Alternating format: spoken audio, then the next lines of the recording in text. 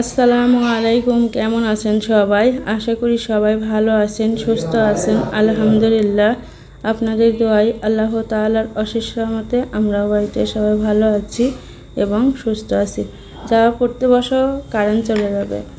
তো ভয়েসটা আমি সন্ধ্যার সময় দিচ্ছি। এদিকে আমাদের এলাকাতে কারেন্ট অনেক ডিস্টার্ব করছে। যদি যাই তো 2 ঘন্টা 1.5-2 ঘন্টার আগে আসতেছে না। তো তাহিদকে বলছি যে তাড়াতাড়ি পড়ে নাও।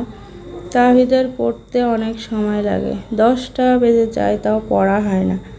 অনেক গরম পড়ছে, যা বলার মতো নাই। তো আমি আল্লাহ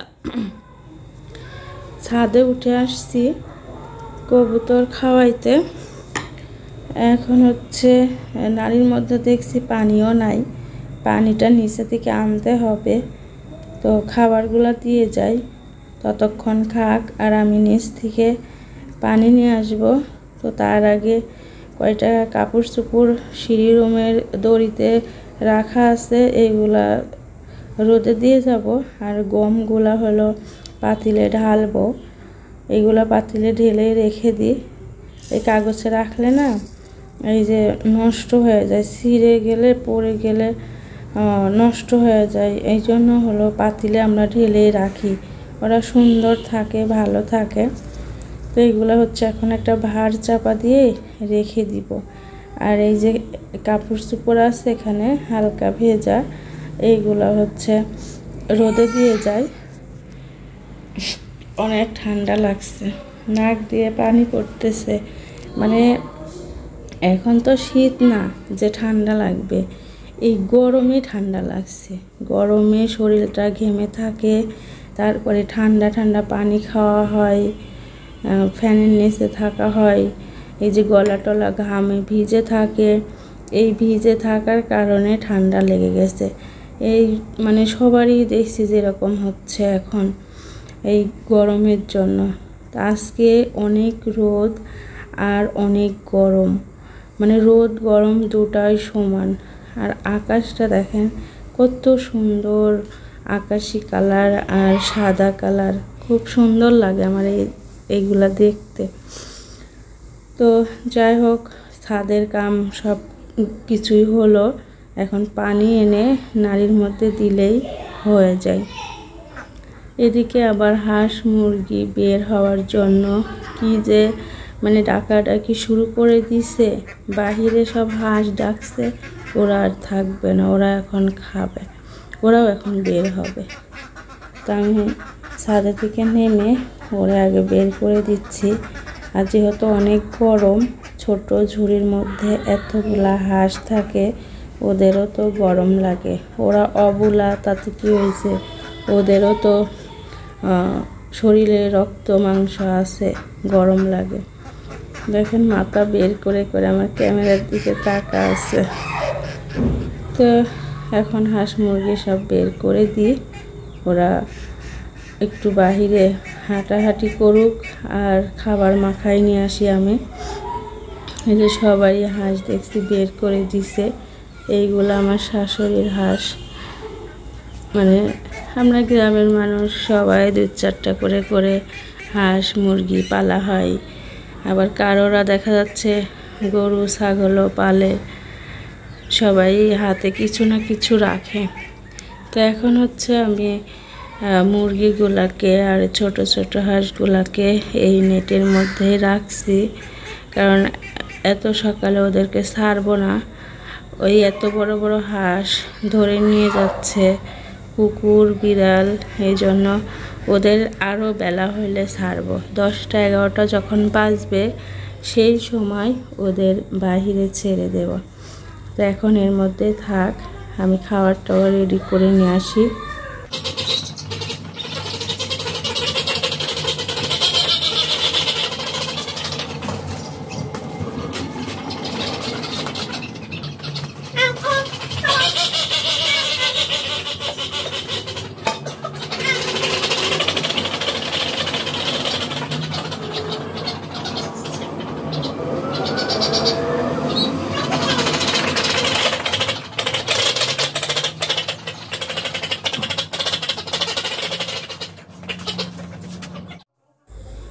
এখন আসলাম আমি সামিরার রুম গোছাইতে।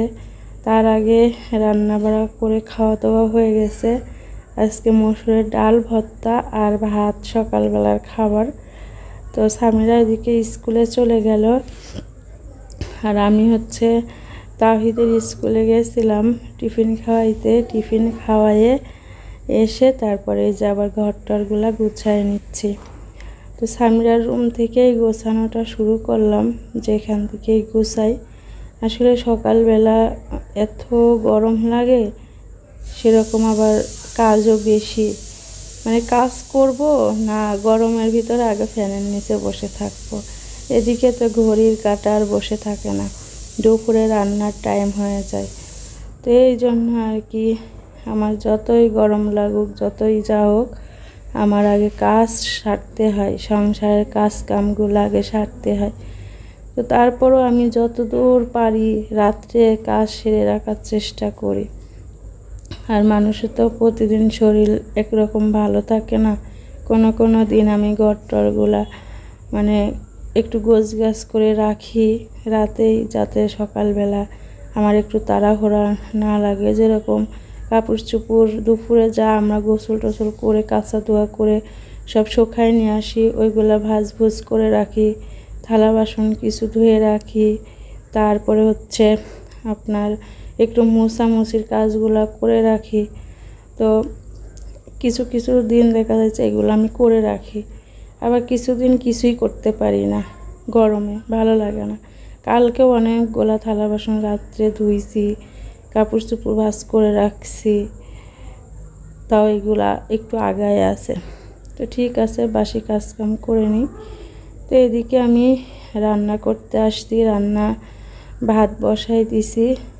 আমার ননদ আসছিল, তারপরে পারুল চাচি আসছিল। ওরা এসে কথা বললো। ওদের সঙ্গে আবার একটা মানুষ বাড়ির পরে আসলে কিন্তু তাদের সঙ্গে কথা বলা লাগে, না হলে তাদের কাছে খারাপ লাগে যে অমুকের বাড়িতে গেছিলাম কথাই বললো না। তো তারা আবার বসে থেকে গল্প টল্প করে চলে গেল। এখন আমি যে রান্না করতে আসছি, আজকে রুই মাছ দিয়ে রান্না করব, বেগুন ঢেঁড়স আর আলু দিয়ে রান্না করব। যেহেতু আমাদের সবারই কাশি হয়েছে, তো আপনার ভাইয়া রাত্রে কচু কিনে নিয়ে আসছে। এমনিতেই তো ঠান্ডা লাগছে, তারপরে তো কচু ঠান্ডা, এজন্য আর রান্না করলাম না। কিন্তু আমাদের কচুর তরকারি খুব ভালো লাগে। এদিকে উস্তে ভাজিও বসাই দিয়েছি, ভাত হয়ে গেছে, ভাত নামায় এখন উস্তে ভাজি আর মাছের তরকারি হচ্ছে। আর এখন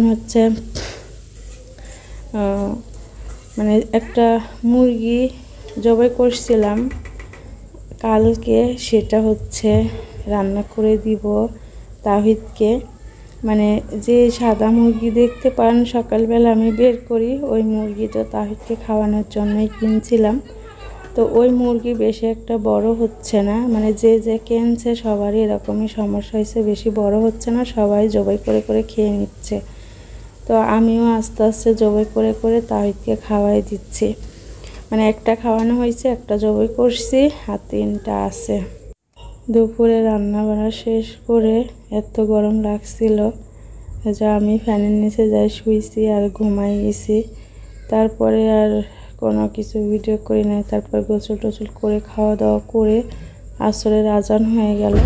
তো এদিকে ওদিকে একটু বেড়াইতে বেড়াইতে এই সময় শেষ। তো আজকে ছোট্ট একটা ব্লগ শেয়ার করলাম, কেমন হয়েছে অবশ্যই বলবেন। আর সবাই ভালো থাকবেন, সুস্থ থাকবেন, আমাদের জন্য দোয়া করবেন। আপনারাও যেন সবাই ভালো থাকেন, সুস্থ থাকেন, সবাইকে নিয়ে সুখে থাকেন, শান্তিতে থাকেন। আর আজকের ব্লগ এখানেই শেষ। আল্লাহ হাফেজ।